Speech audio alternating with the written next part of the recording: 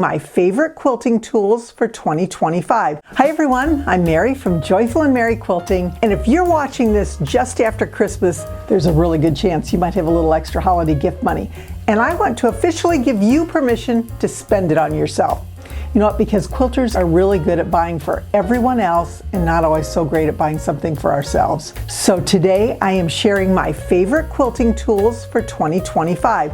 Actually, these are things I personally use, I love, and I reach for all the time. I'll keep each one short and practical. I'll tell you why it earns a spot in my sewing room, and I'll link everything below in the description. And just a quick note before we get started, not every item I'm sharing today is officially marketed as a quilting tool, but they are tools and I personally use and find it incredibly helpful as a quilter. So if it makes quilting easier, more accurate, or more enjoyable, it earns a place in my sewing room. About halfway through, I'll also pause briefly to talk about taking care of our bodies as quilters because that matters just as much as the tools we use. All right, let's get started. Number one, this is a tool that I have talked about before, I have shared before, but I use it all the time. It is one of my top quilting items of every year, and that is my Fabric Cut titanium rotary cutter blades. To be honest, I just use my basic Olfa rotary cutter, but these are my go-to blades. They stay sharp longer, they give clean cuts through multiple layers. And you know what? I don't feel like I'm changing blades all of the time. I have tried many brands over the years, but these are the ones I consistently come back to. And this is important. The link in the description gives you a 50% off the regular price. So for half price, this is really an excellent deal for these particular blades. Absolutely well worth it. Number two, the You and Me pressing bar and/or the strip stick. These tools are among my favorites when it comes to pressing. Both are especially great for pressing seams open, so that's what I'm going to show you. Because when you place the pieces that you are going to press on the bar, it naturally allows the seam to slightly open as you press, and it works on both of these. It gives you flatter seams without stretching or distorting the fabric. Now, I use both of these tools when I am pressing seams open, and it helps to relax the seam and it opens slightly as you press. Now, of course, I always use my pressing marker on my seams first, just to help me get a nice flat seam, so I'm going to use that here as well. And I have two seams across the top here for each one of my pressing bars. Now, this one is called the strip stick. The link is in the description. It's a family company. It takes a little longer for it to arrive, but it's worth it. And I love it when I am pressing. So what you do is they have three different lengths. A shorter one, this is the middle size, and then a long strip. So you can use it all the way up to a width of fabric. Open up your pieces that you are going to press, and you can see when you place it on here, it's got a bit of a rounded edge, so I can open it up, open the seam up with my fingers, and then I just kind of finger press it a little bit and then go ahead and hold my iron right on the seam, and look at how flat that is. This is absolutely perfect. You can see it really works well. It's so simple to use and it's really relatively inexpensive.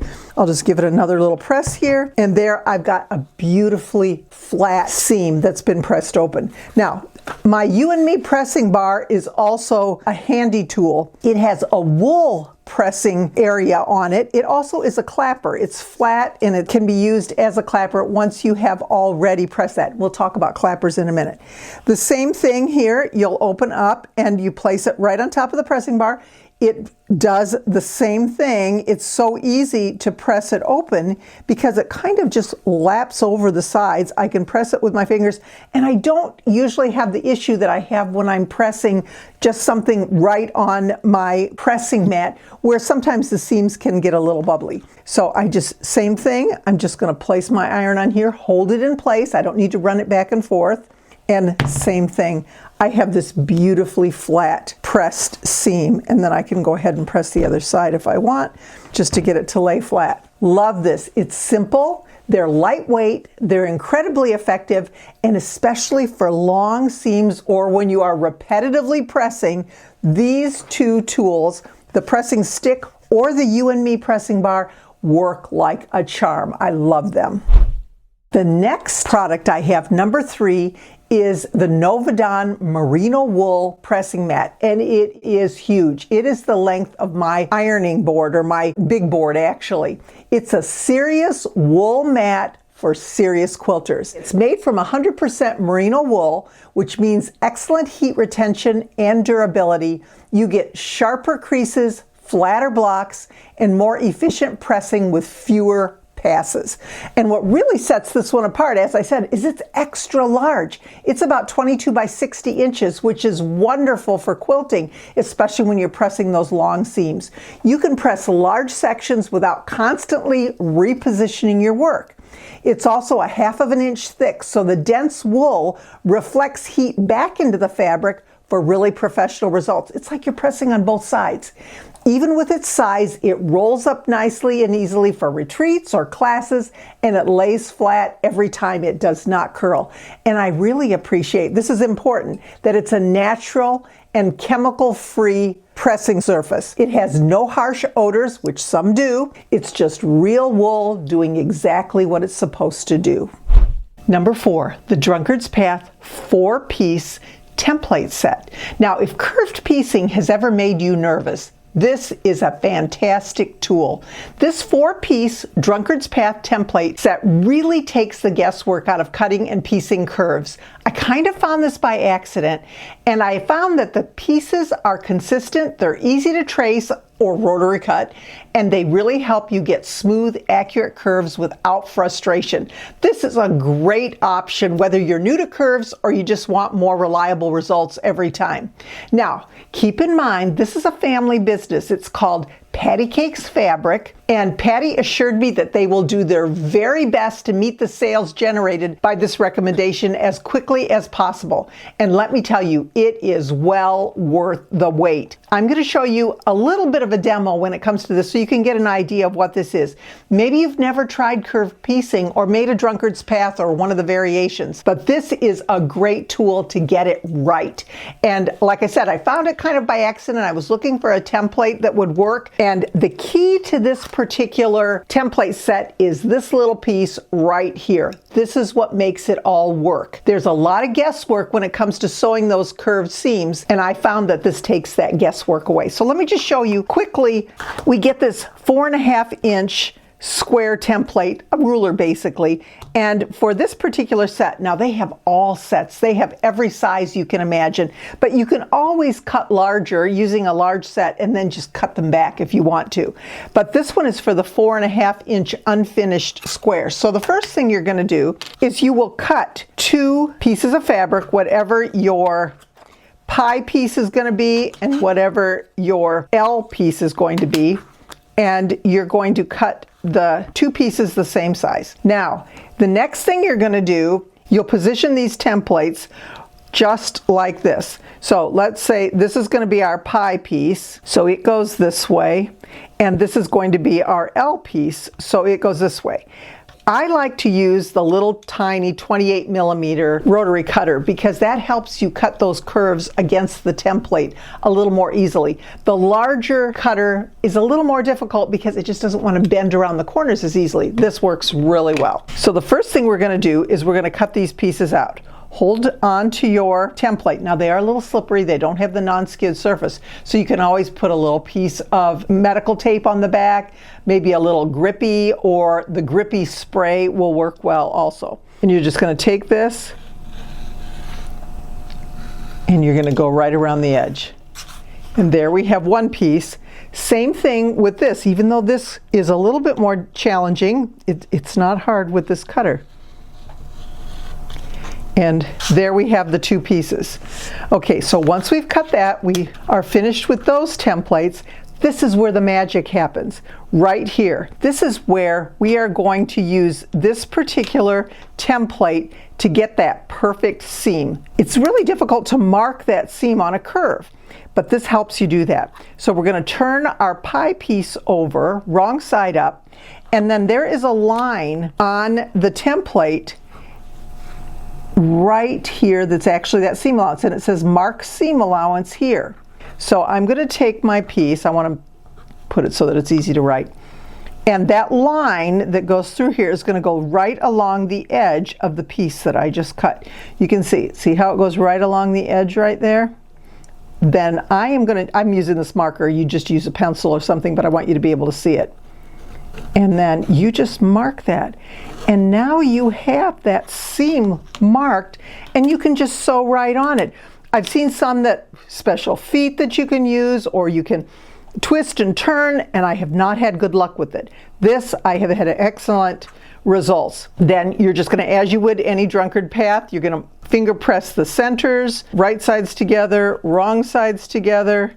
You'll place this in the center and mark it, and then you're going to pin. Once you have done all that pinning, you will sew along that marked seam, and here it is, and press toward the outside piece. It doesn't really matter which direction you press, it just seems like it wants to go that way easier. But look at that seam. It's absolutely perfect. Same with this one. Absolutely perfect every single time. This is a great template from Patty Cakes Fabric, and like I said, the link is in the description. It's inexpensive, it's well worth it. Just be patient, because again, family business, and they are going to do their very best to try and make sure that they get all of these orders taken care of as quickly as possible. Number 5, I love Purple Hobbies, and I have several products from Purple Hobbies. This one is a new one that was sent to me, and I tried it out and I love it.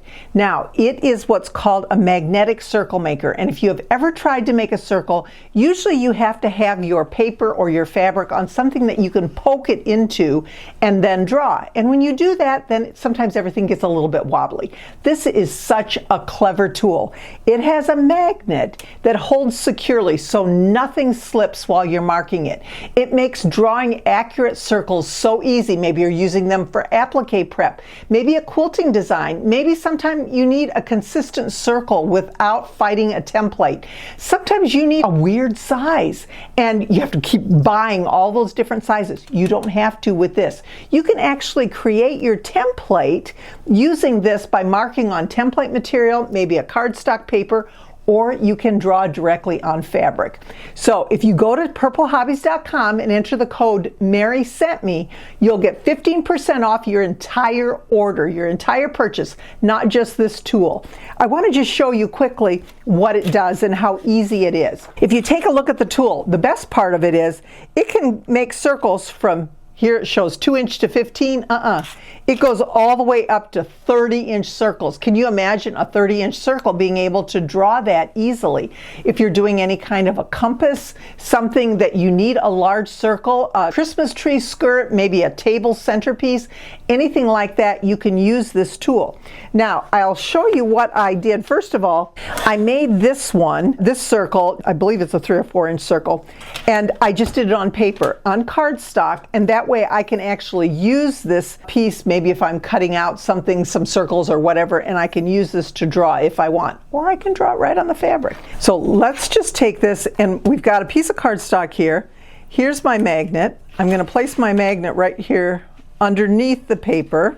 I'm going to put I can feel it's right there in the middle, and then the magnet is going to just grab it. You want a little bit thicker tip just because it can not quite meet if you're using a really thin tip. So let's do our 4, making a 4-inch circle.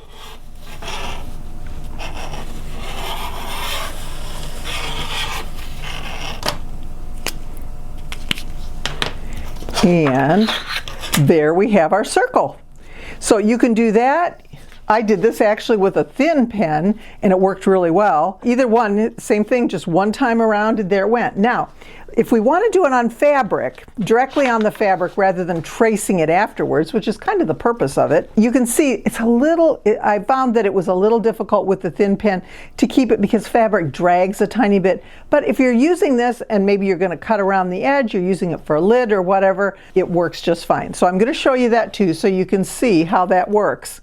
Once again, I'm going to take my magnet, I'm going to place this here, I can see it through, so I want it kind of in the middle, and I'm going to put it on here. I am going to use the thin one for this particular piece, and let's do 5-inch circle. Okay, so we're going to start here, and you can see You want to make sure that you just hang on to it a little bit. And there we go. It makes a really nice circle. So it works on fabric. It also works on paper. It works on freezer paper. Whatever you want to do, you can always put a piece of freezer paper under this just to stabilize it a little bit as you're going around and make that circle even better, even more accurate. But it is a great tool, especially if you can go by 1/2 inch increments on this. You can make large or small circles, all the way down to little tiny ones, up to great big circles. I want to pause here for just a moment to talk about something really important for quilters: taking care of our bodies. You know what? We sit for long periods of time, we lean toward our sewing machine, we're cutting fabric, we're using our rotary cutters and our scissors, and all of that puts stress on our hands, our neck, and our lower back.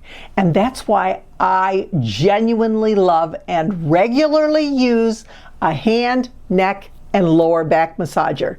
So I'm going to show these to you. I've already done 2 videos, one on the hand massager and one on the neck massager, but I also have another one, the lower back massager. And let me tell you, I have used each one of these when I've had some kind of an issue that I needed to take care of. So first of all, I have the hand massager. You may have watched my video on that, so I'll just show it to you as a reminder. But it's this cute little glove. It works on both hands. You can either use it on this hand or on this hand, and it massages your hand. 3 different speeds. It has heat, and if you have any wrist or thumb issues, finger issues, this is a great way to relax your hand once you're finished. One thing that we did notice is we were playing with a grip strength tester, and after using the hand massager, our grip strength improved. So that relaxation that you can experience with something like this is amazing, and I love it. This is the neck massager, Quilter's Hunch, and there is no way around it. This product really helps release neck and shoulder tension. It straps onto you, you hang onto it with your hands, watch the video.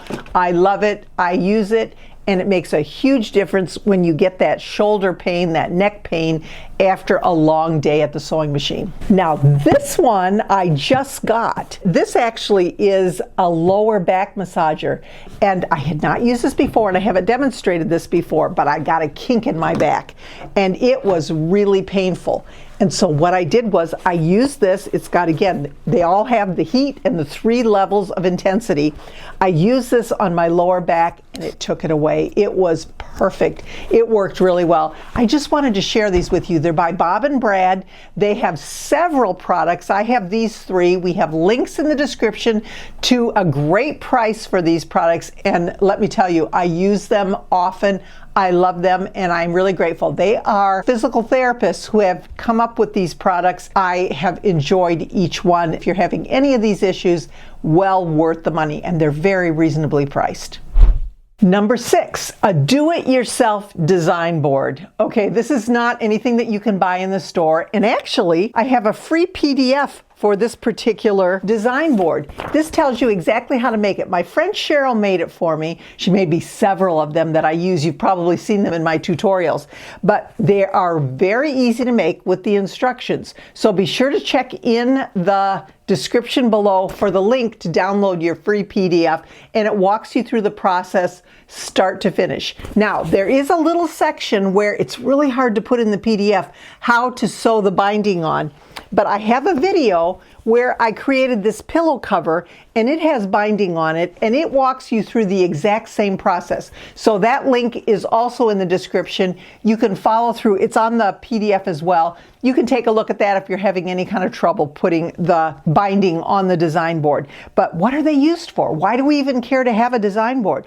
Well, first of all, sometimes I just want my blocks somewhere that I can find easily and I can move from here to there. I can use it for that. This is a small one, 12 inches. You custom make them. You make them 12 inches, 14, 16, whatever you want. All it takes is some binding, a piece of cardboard, and a piece of scrap batting. You can use fleece too. The batting works really well because it really hugs the fabric so they don't go anywhere. Let's say you're going to a retreat, maybe you're going to a class, you want to have all your pieces cut and ready to go, but you don't want them to get mixed up. You can place them all on your design board, you can stack them up, take another one, put it right on top, take it with you, you can clip them together. When you get there, just take the top off and there you have everything ready to go. I love my design boards. I use them all the time. I have also made them with black batting or dark batting for these lighter fabrics if you want to be able to see them a little bit better. But I really find that the light batting works well and it makes a great product. So don't forget to download your free PDF, the tabletop design board pattern, and go ahead and make some for yourself. Make as many as you want. It's easy, it's inexpensive, and they are so useful. Number 7, notebook cover.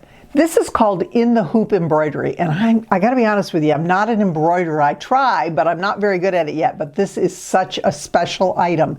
This beautiful notebook was made for me as a gift by my dear friend Jolene, and she is an expert on the embroidery machine. She created it using an In the Hoop pattern from Juju Embroidery, and then customized it even further using what she said is called Embrilliant software. So if you're an embroiderer, you know what I'm talking about. If you have an embroidery machine, projects like this are so much fun and they make beautiful, meaningful gifts. This one has a pen pocket, it has my initial on it, and it just fits right over a notebook.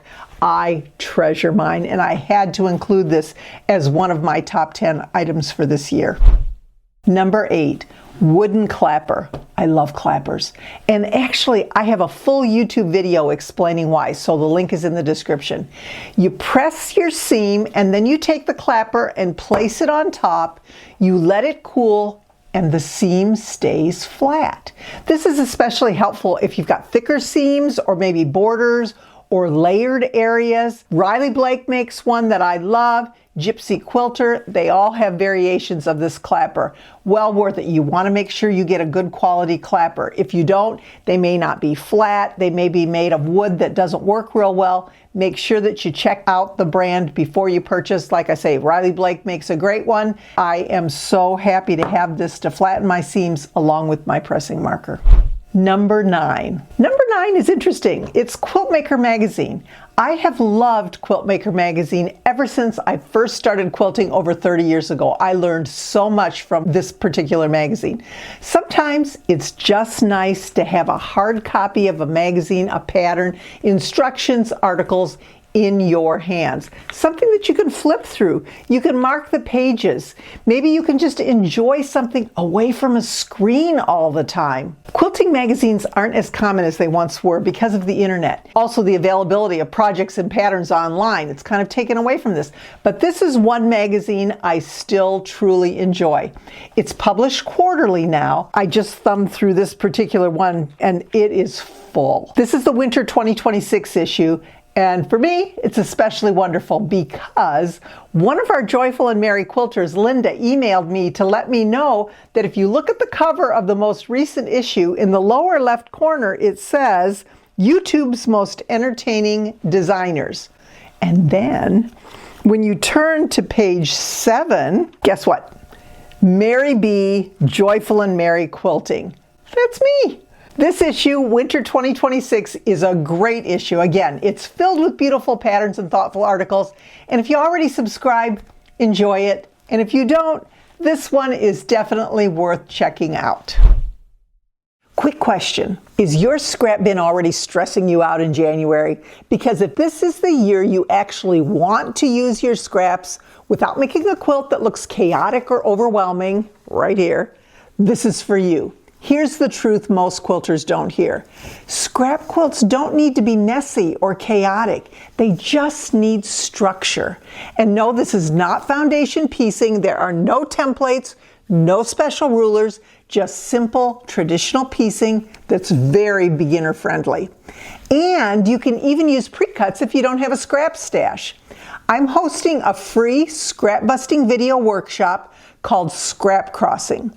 When you purchase the pattern, Scrap Crossing, you will get, first of all, a full detailed written pattern, plus a free step-by-step video workshop. And the prep materials will come starting now, as soon as you register, so that you are ready before we begin on January 19th, 2026. In the free workshop, I am going to walk you through choosing scraps or pre-cuts with confidence, color, value, and contrast that actually works, aligning thin strips right here without stress, and then building a quilt top that looks intentional and polished. And this Friday, January 9th at 11 a.m. Central Time, I'm doing a YouTube Live with a special surprise you will not want to miss. So if you join now, right now, you'll be fully set up before we get started. Click on the link below to join Cross Your Scraps, or you can just go to joyfulandmerryquilting.com/cross, C-R-O-S-S, all lowercase letters. Start the year organized, use what you already have, and finally turn those scraps into something beautiful.